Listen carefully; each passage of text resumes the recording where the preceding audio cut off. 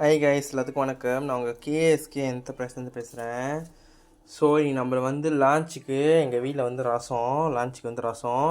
So நான் வந்து என்ன பண்ண போகிறேன்னாக்கா இடி சம்பல் செய்ய போகிறேன். இடி சம்பல் அதுக்கு தான் இப்போ ஜாமான்லாம் வந்து ப்ரிப்பேர் பண்ணி வச்சுருக்கேன். பட் நான் வந்து இடி சம்பலில் கொஞ்சம் டிஃப்ரெண்டான ஒரு ஜாமான் சேர்க்க போகிறேன். நார்மலாக வந்து இடி சம்பல்னால் புத்தாயி போட்டிருப்பாங்க, நெத்திலி போட்டிருப்பாங்க, வெங்காயம், மிளகா அந்த மாதிரி போட்டிருப்பாங்க. பட் நான் இந்த இடி சம்பல் வந்து முட்டை போட போகிறேன். ஓகேவா? ஆனால் வந்து முட்டையை வந்து சட்டியில் போட்டு வறுக்கும் போது தான் நான் போடுவேன். ஸோ அதுக்கான பொருட்களை மூலம் பார்த்துலாம். ஃபர்ஸ்ட் வந்து ரொம்ப முக்கியம் வெங்காயம், பட்டை மிளகா, ஊசி மிளகா. உரப்பாக வேணும்னா ஊசி மிளகா போடுங்க.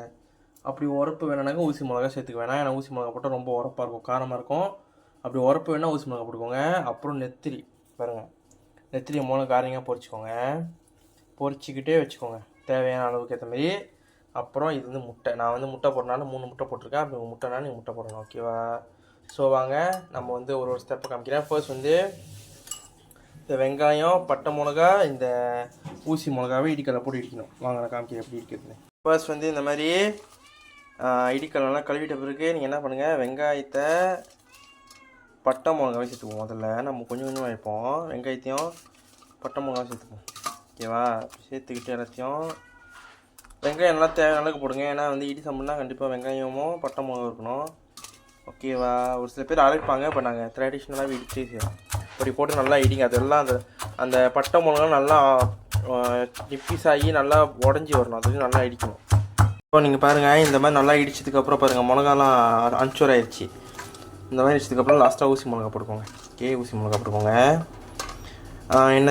எங்களோட இடிக்கல் வந்து ரொம்ப சின்னதாக இருக்குன்னா நாங்கள் வந்து நெத்திலி வந்து தனியாக தான் இடிப்போம். ஏன்னா வந்து ரொம்ப சின்னதாக இருக்குது, எல்லாத்தையும் ஒன்றா அப்புறம் இடிக்க முடியாது.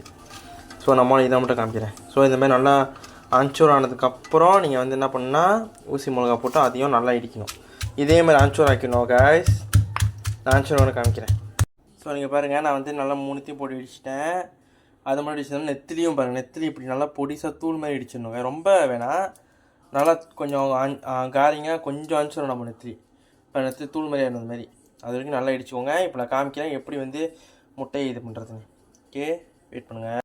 அப்புறம் இன்னொன்று சொல்ல மாட்டேன், நீங்கள் இப்படி இடிக்கல்ல போட்டு இடிக்கும் போதே வந்து உப்பு போட்டுக்கோங்க தேவையான அளவுக்கு. ஏன்னா உப்பு போடணும், உப்பு போட்டு தான் இடிக்கணும். மறந்துடுறேன் நான் சொல்கிறதுக்கு. உப்பு போட்டு நல்லா இப்படி இடிச்சிக்கோங்க. இப்போ நீங்கள் பார்த்தீங்கன்னா நம்ம வந்து இடி சம்பளுக்கு நெத்திலி மிளகா எல்லாத்தையும் இடிச்சிட்டோம். இப்படி இடிச்சதுக்கப்புறம் எல்லாத்தையும் நம்ம வந்து முதல்ல கரண்டியை போட்டு மிக்ஸ் பண்ணி விட்றோம்.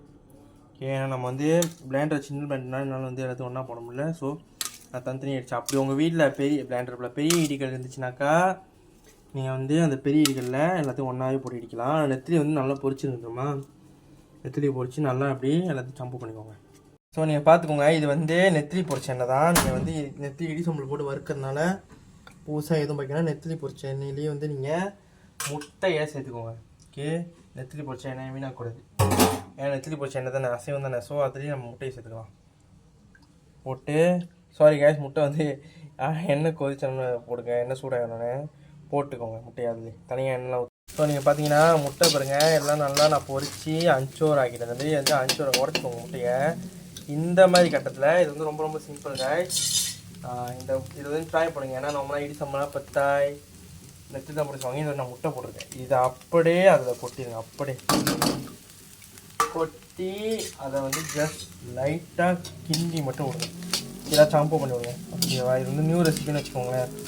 ஓகே, ஏன்னா இடி சம்பளம்லாம் நார்மலாக முட்டை நார்மலாக பத்தாய் அந்த மாதிரி தான் போட்டு செய்வோம். இந்த வாட்டி வந்து நான் வந்து கொஞ்சம் டிஃப்ரெண்டாக முட்டையை போட்டிருக்கேன். ஓகே, அதுவும் இன்றைக்கி ரசமாக எங்கள் வீட்டில் ரசத்தோடு வச்சு சாப்பிட்டா அப்படி தாங்க வச்சுருக்கோம். ஓகே, ஸோ இந்த மாதிரி நல்லா போட்டு கிண்டிக்கோங்க. ஸோ இதை பாருங்க, நம்மளோட முட்டை நெத்திலி இடி சம்பல் ரெடி ஆகிடுச்சு. யாரெல்லாம் இந்த நெத்திலி இடி சம்பல் இன்னும் ட்ரை பண்ணலையோ கண்டிப்பாக வீட்டில் சொந்தமாக செஞ்சு ட்ரை பண்ணுங்கள். இது வந்து சாம்பாரோடையாக இருக்கட்டும், ரசம், கீரைக்கறியோட வச்சு சாப்பிட்டா அவ்வளோ ருசியாக இருக்கும். உரப்பாக வர்றதுக்கு. ஸோ யாரெல்லாம் ட்ரை பண்ணி கண்டிப்பாக ட்ரை பண்ணுங்கள். இந்த வீடியோ யாருக்கெல்லாம் பிடிச்சிருக்கோ கண்டிப்பாக கேஎஸ்கே என்டர்பிரைஸ் ஃபாலோ பண்ணி லைக் பண்ணி ஷேர் பண்ணி இந்த வீடியோ வரைக்கும் பண்ணுங்கள். தேங்க்யூ.